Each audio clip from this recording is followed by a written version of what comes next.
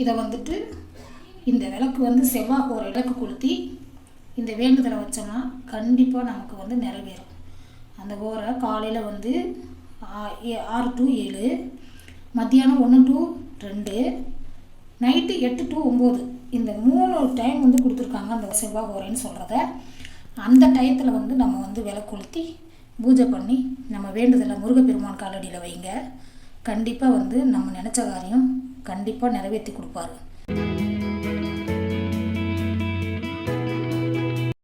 இன்றைக்கி நம்ம வந்து முருகனுக்கு வெற்றிலை தெய்வம் எப்படி ஏற்றுறதுன்னு பார்க்கலாம் வாங்க. இப்போ வந்துட்டு வெத்தலையை நல்லா கழுவி எடுத்துக்கணும். கழுவி எடுத்துக்கிட்டு இந்த காம்பை வந்து கிள்ளிடணும். காம்பில் ஏன் கிள்ளணும்னா நுனி கிள்ளக்கூடாது, காம்பை மட்டும் கிள்ளணும். மூதேவின்னு சொல்லுவாங்கள்ல, அது குடி இருக்குமா, அதனால் அப்படி கிள்ளிடணும். கிள்ளிட்டு இந்த தட்டில் மஞ்சள்,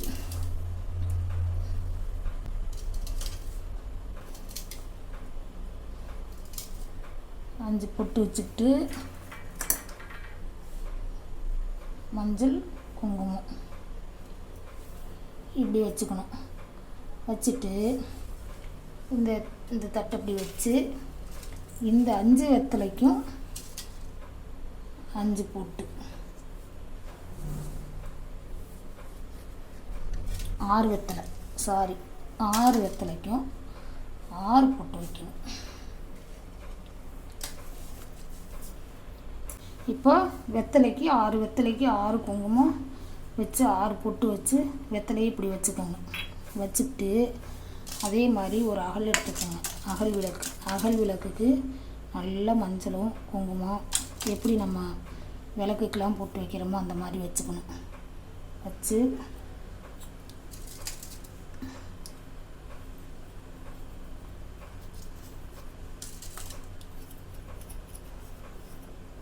வச்சுட்டு குங்குமம் 3 குங்குமம்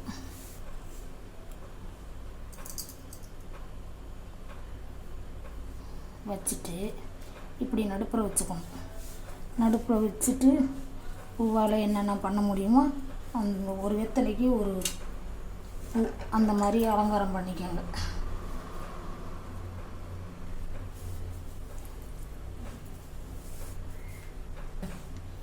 ஆறு வெத்தலைக்கும் 6 பூ வச்சுக்கோங்க. வச்சுட்டு அதுக்கப்புறம் எண்ணெய் ஊற்றிக்கணும். திரி போட்டு எண்ணெய் ஊற்றக்கூடாது, எண்ணெய் ஊற்றி தான் திரி போடணும். எந்த விளக்குக்காக இருந்தாலும் சரி, திரி போட்டது எண்ணெய் ஊற்றி தான் திரி போடணும்.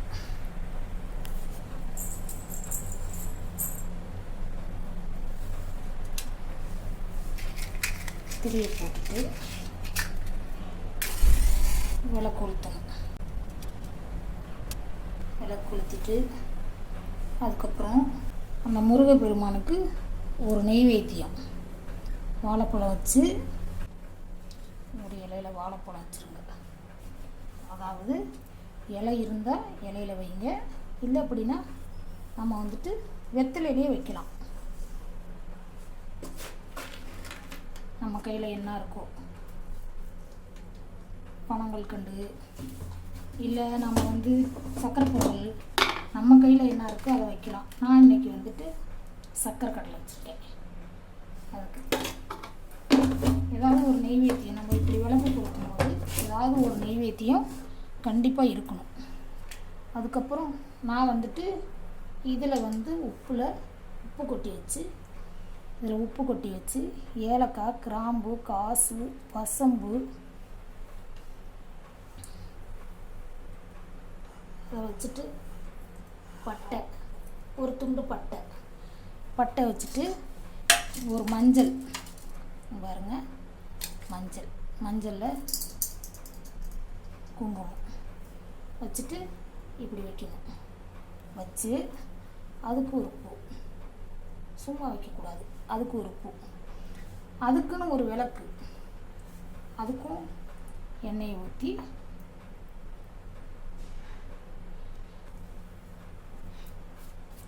அதுக்கு எண்ணெய் ஊற்றி அதுக்கும் வந்து திரி ஒத்தையாக போடக்கூடாது. எந்த விளக்கு கொளுத்தினாலும் திரி வந்துட்டு ஒத்தையாக போடக்கூடாது.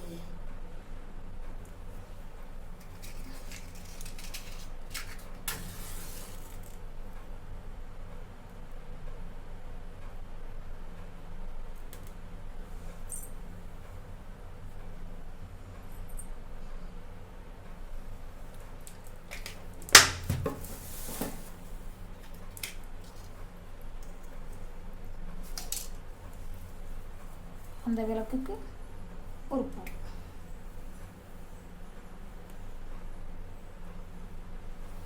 சும்மா இல்லாமல் அதுக்கும் ஒரு பூ வைக்கணும். அதாவது பூ வந்து நெருப்பில் சுற்றாமல், விளக்கில் சுற்றாமல் தள்ளி வச்சுக்கணும். தள்ளி வச்சுட்டு அதுக்கு ஒரு தீபாராதனை.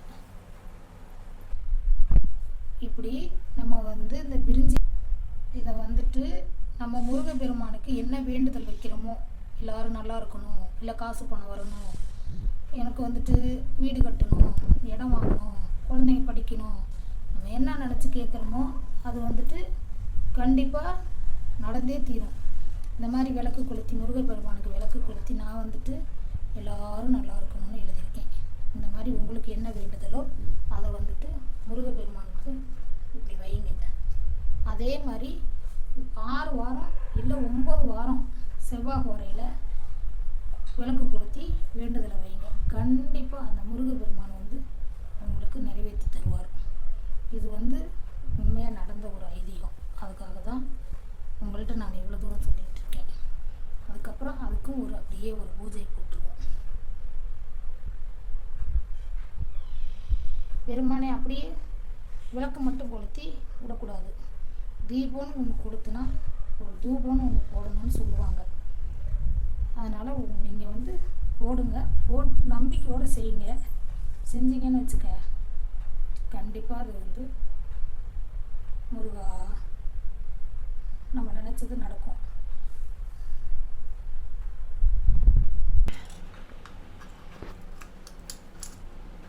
இப்படி வந்துட்டு வச்சிடணும். வச்சுட்டு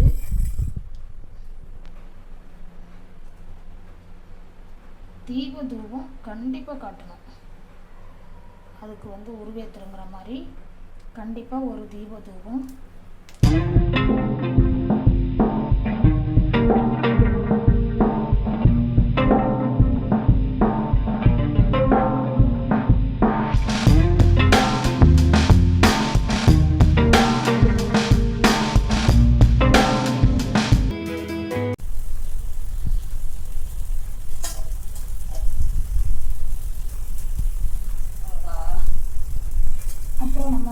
சாமிக்கு விபூதி குங்குமம் எல்லாம் போட்டுட்டு நம்ம வந்துட்டு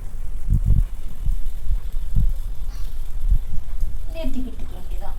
இட்டுட்டு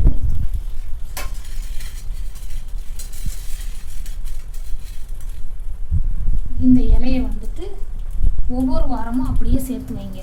நமக்கு வந்து நடந்து முடிஞ்சிருச்சு அப்படிங்கிற பட்சத்தில் இதை வந்து தண்ணி தொட்டு அழைச்சிட்டு எரிச்சிருங்க. ஒன்றும் பிரச்சனை இல்லை, எரிச்சிருங்க. இல்லை கால்படாத இடத்துல போட்டுருங்க. உங்களுக்கு இந்த வீடியோ பிடிச்சிருந்தா லைக் பண்ணுங்கள், ஷேர் பண்ணுங்கள், சப்ஸ்கிரைப் பண்ணுங்கள்.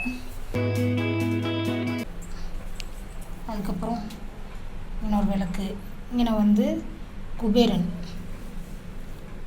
விளக்கு. அதை வந்து பச்சரிசி வச்சு அதில் காசு, சில்லறை காசு வச்சு குபேரனை வந்து இந்த மூளையை பார்க்குற மாதிரி, சனி மூளையை பார்க்குற மாதிரி தான் வைக்கணும்.